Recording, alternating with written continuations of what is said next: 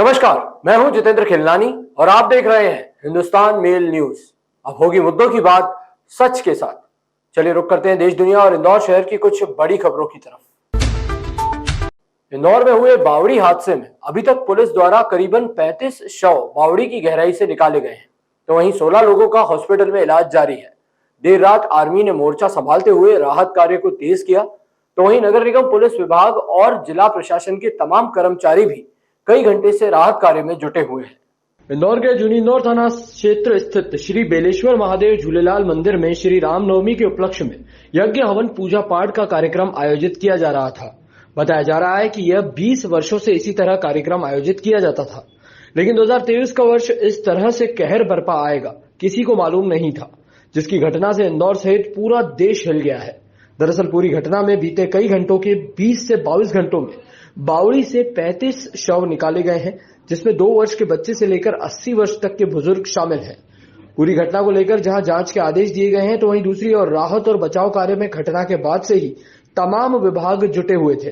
तो वहीं दूसरी ओर देर रात आर्मी की 3 टुकड़ियां इस राहत कार्य में लगाई गई, जिनमें 70 आर्मी के जवान इस कार्य को जल्द से जल्द पूर्ण करने में लगे हुए हैं।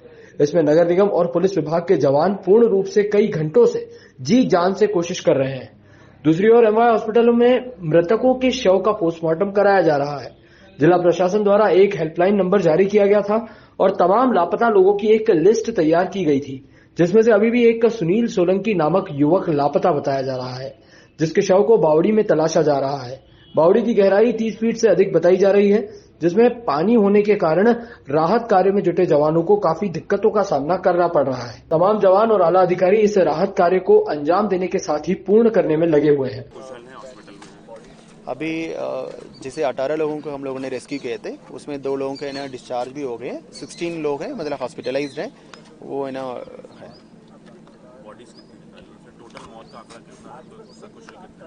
अभी तक 35 ऐसे लोगों का है ना मृत्यु का है ना पुष्टि हुई है। एंड मिसिंग पर्सन का लिस्ट में ना एक पर्सन का है ना अभी ना मिसिंग आ रहा है। हॉस्पिटलाइज अभी 16 लोग हैं ना अभी हॉस्पिटलाइज्ड। किस तरह से सर रेस्क्यू चल रहा है? आर्मी के कितने लोग लगे हुए हैं? आर्मी की लगभग है ना आई थिंक 75 लोग आए थे।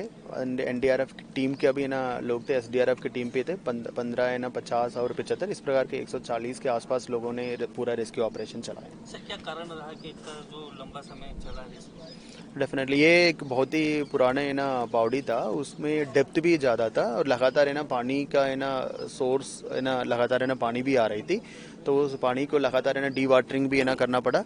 एंड इसका डेप्थ है ना बहुत ज़्यादा होने के कारण पहले तो सकुशल है ना कौन जिंदे थे उन लोगों को है ना रेस्क्यू किया गया।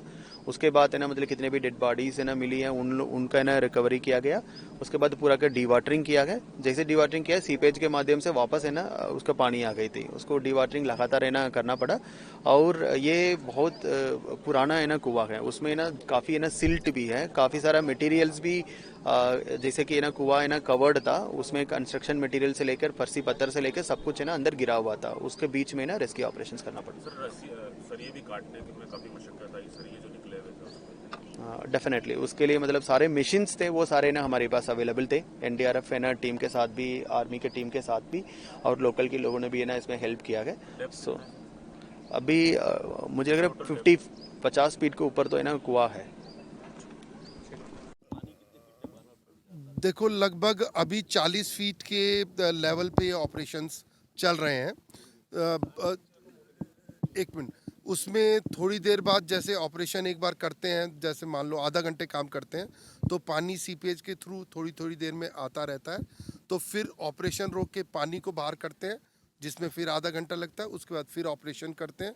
तो ये 40 फीट पे है और लगभग 7-8 फीट 5 फीट तक पानी आता रहता है। क्या लगा सर ऑपरेशन अभी कितने देर और चलेगा? देखिए मुझे ऐसा लगता है कि ये 3 बॉडीज़ तो अभी रिकवर हो जाएंगी, तो ये टोटल 22 बॉडीज़ शाम की जो 24 की लिस्ट है उसमें हो जाएगा।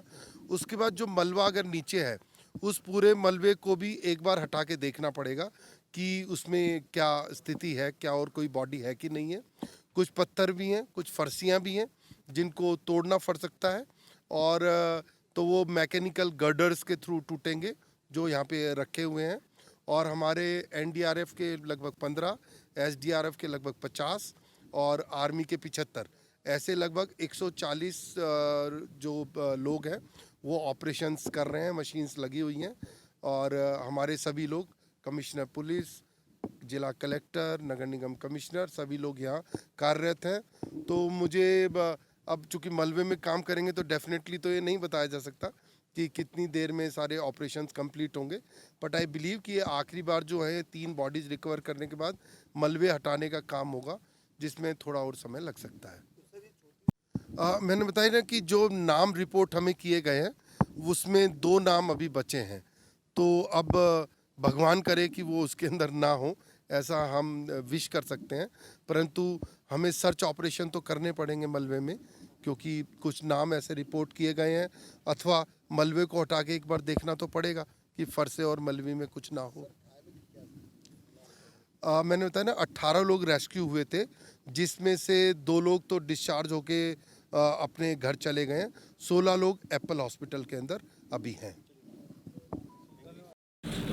इंदौर में बावड़ी हादसे को लेकर कई घंटे बीत चुके हैं, लेकिन आप देख सकते हैं कि अभी भी रेस्क्यू का जो काम है वो अभी भी कई विभाग की टीमें लगातार रेस्क्यू के काम में जुटी हुई है। इसी के साथ आपको बता दें, ये देखिए आप, यह वही स्थान है जहां पर बावड़ी के अंदर कई लोग जो कि 10 के बावड़ी में समा गए थे। करीबन 35 लोगों के शव अभी तक यहाँ पर सुबह 6 बजे तक निकाल लिए गए हैं। लगातार जो बावड़ी का गंदा पानी है, आप देख सकते हैं, बावड़ी का गंदा पानी बावड़ी में से लगातार निकाला जा रहा है और उसके बाद उसमें से शव निकाले जा रहे हैं। ये देखिए आप कितना, जो बावड़ी में कई विभाग की टीमें लगी हुई है, जुटी हुई हैं और काम कर रही हैं। लगातार बावड़ी से अभी भी जो शव एक बचा हुआ है उसे निकाला जा रहा है। बताया जा रहा है कि उस शव को निकालने के लिए पहले उसमें जो गाद जमा है बावड़ी में उसे बाहर निकाला जाएगा और उसके बाद में जो तमाम कोशिशें अभी भी एनडीआरएफ टीम और जो रात में यहाँ पर 3 दल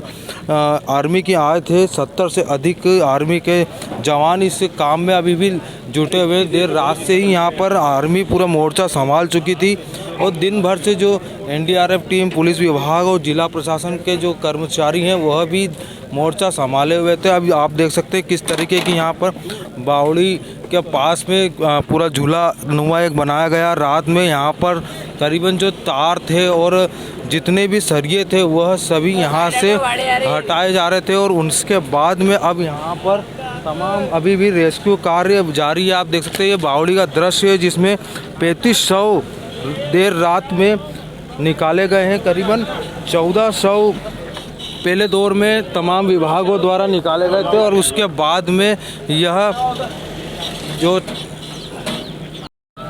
फिर देर रात में आर्मी के 3 टुकड़ी यहाँ पर आई और मोर्चा संभालते हुए करीबन कई शव निकाले गए। अभी तक बताया जा रहा है कि 35 शव सुबह 6 बजे तक निकाल लिए गए। आखिरी जो एक शव जो गुमशुदगी का बताया जा रहा है उसकी तलाश अभी गाद निकालने के बाद की जा रही है। इंदौर से हिंदुस्तान मेल के लिए प्रमोद जैन के साथ चंकी वाजपेयी। मध्य प्रदेश को 1 अप्रैल को मिलेगी पहली वंदे भारत ट्रेन की सौगात, पीएम मोदी दिखाएंगे हरी झंडी। प्रधानमंत्री नरेंद्र मोदी 1 अप्रैल को रानी कमलापति स्टेशन से वंदे भारत एक्सप्रेस को हरी झंडी दिखाएंगे। प्रधानमंत्री मोदी केवल 15 मिनट स्टेशन पर ठहरेंगे। इस बीच वह स्कूली बच्चों से बातचीत भी करेंगे। ट्रेन के लोको पायलट व सहायक लोको पायलट से भी बातचीत कर सकते हैं। प्रस्तावित कार्यक्रम के तहत वह दोपहर 3:15 बजे स्टेशन पहुंचेंगे और दोपहर 3:30 बजे तक ठहरेंगे। हालांकि इस कार्यक्रम में बदलाव भी हो सकता है। इस तरह वह दूसरी बार रानी कमलापति स्टेशन पहुंचेंगे। इसके पूर्व वह 15 नवंबर 2022 को स्टेशन के लोकार्पण के समय पे भी पहुंचे थे।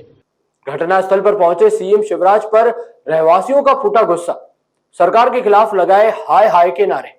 इंदौर में रामनवमी के दिन हुए बावड़ी हादसे से जनता एवं घटनास्थल के रहवासियों में आक्रोश है। गौरतलब है कि यहाँ मंदिर में कुएं पर बनी छत धंस गई। इसके चलते 35 से ज्यादा लोगों की मौत हो गई। इसी सिलसिले में मुख्यमंत्री शिवराज सिंह चौहान इंदौर आए हैं। मुख्यमंत्री सबसे पहले एप्पल हॉस्पिटल पहुंचे और यहां उन्होंने घायलों का हालचाल जाना। एप्पल हॉस्पिटल में सीएम शिवराज के साथ गृह मंत्री नरोत्तम मिश्रा, तुलसी सिलावट, मालिनी लक्ष्मण सिंह गौड़ समेत कई नेता उपस्थित थे। उन्होंने डॉक्टरों के साथ ही जिला प्रशासन को घायलों का बेहतर से बेहतर इलाज कराने के निर्देश भी दिए। यहां के बाद सीएम शिवराज और मंत्री घटनास्थल पर पहुंचे। यहां सीएम और मंत्रियों को देख रहवासियों का गुस्सा फूट पड़ा। उन्होंने सरकार के खिलाफ हाय हाय के नारे भी लगाए। राज्य सरकार ने भी मैंने कल जैसी घोषणा की है, पीड़ित परिवारों की सहायता में हम कोई कसर नहीं छोड़ेंगे।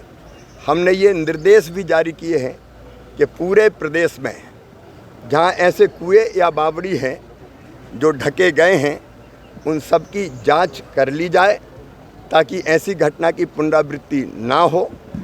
जो बोरवेल ऐसे होते हैं खुले रह गए हैं, उनकी भी जांच के निर्देश दिए हैं और ये फैसला किया है कि अगर कोई ऐसा बोरवेल खुला मिला तो निजी है तो निजी ज़मीन के मालिक पर, और अगर कोई सरकारी है तो सरकारी विभाग का जो भी कर्मचारी अधिकारी होगा उस पर कार्रवाई की जाएगी। इंदौर में आप पार्टी के द्वारा लगाए गए मोदी हटाओ देश बचाओ जैसे सरकार विरोधी पोस्टर्स बैनर के जरिए मोदी को बताया गया अलोकतांत्रिक एवं तानाशाह। इंदौर में आप पार्टी ने देश बचाओ मोदी हटाओ के पोस्टर लगाए हैं। शहर में जगह जगह इस तरह के पोस्टर, बैनर व स्टिकर लगाए जा रहे हैं। जब इस पर इंदौर महापौर से चर्चा की गई तो उनका कहना था कि नियम के विरुद्ध जाकर अगर इस तरीके के सरकार विरोधी पोस्टर व बैनर लगाए जाएंगे तो वो हटा दिए जाएंगे, फिर चाहे वो किसी भी पार्टी के हों। जब इस पर आप पार्टी के कार्यकर्ता से चर्चा की गई तो उनका कहना था कि हमें हमारे केंद्रीय नेतृत्व का आदेश है कि मोदी लोकतंत्र के खिलाफ तानाशाही दिखा रहे हैं। देश में लोकतंत्र को बचाने के लिए मोदी को हटाना जरूरी है, इसीलिए हम मोदी के खिलाफ बैनर पोस्टर लगा रहे हैं। मोदी हटाओ के देखिए, ये हमारे आम आदमी पार्टी का केंद्रीय नेतृत्व का निर्णय था कि पूरे देश भर का कार्यकर्ता और आम आदमी मोदी हटाओ देश बचाओ के पोस्टर पंपलेट लगाएंगे और उसी के तहत ये सब काम पूरे देश भर में किया जा रहा है। अब आम आदमी पार्टी पूरे तरीके से इस जो लोकतंत्र के खिलाफ मोदी सरकार है, तानाशाह है, उसको हम लोग एक्सक्यूज़ करने के लिए बिल्कुल चारों तरफ मोदी हटाओ देश बचाओ के पोस्टर और बैनर लगाए रहे हैं। देखिए, अगर कुछ भी अवैधानिक तरीके से लगा है पोस्टर तो उसको हम हटवाएंगे, और किसको देश से हटाना है और किसको देश में सर्वोपरि बनाना है ये तो देश की जनता तय करेगी।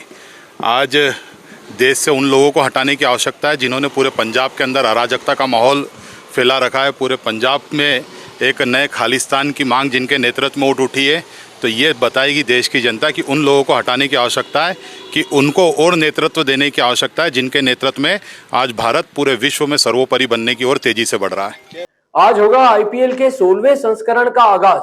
शुरुआती मैच में भिड़ेंगी गुजरात टाइटंस और चेन्नई सुपर किंग्स की टीम। आईपीएल 2023 का पहला मुकाबला पिछले साल की चैंपियन गुजरात टाइटंस और 4 बार खिताब जीत चुकी टीम चेन्नई सुपर किंग्स के बीच होगा। अहमदाबाद के नरेंद्र मोदी स्टेडियम में दोनों टीमें जीत के साथ अपने अभियान की शुरुआत करना चाहेंगी। गुजरात के कप्तान हार्दिक पांड्या खुद महेंद्र सिंह धोनी के बड़े फैन हैं और उन्होंने धोनी से काफी कुछ सीखा है। ऐसे में धोनी और हार्दिक की टीमों के बीच की जंग काफी रोमांचक होगी। दोनों टीमों में कुछ बदलाव हुए हैं और मिनी ऑक्शन में दोनों टीमों ने कुछ अच्छे खिलाड़ियों को अपने साथ जोड़ा है। वहीं दर्शकों में पूरे 1 साल बाद धोनी को खेलते हुए देखने को लेकर गजब का उत्साह है, जिसका अंदाजा धोनी की प्रैक्टिस देखने आई भीड़ से लगाया जा सकता है। खबरों की अपडेट के लिए आप हमारे चैनल को सब्सक्राइब करना ना भूलिएगा। जब तक के लिए आप देखते रहिए हिंदुस्तान मेल न्यूज। धन्यवाद।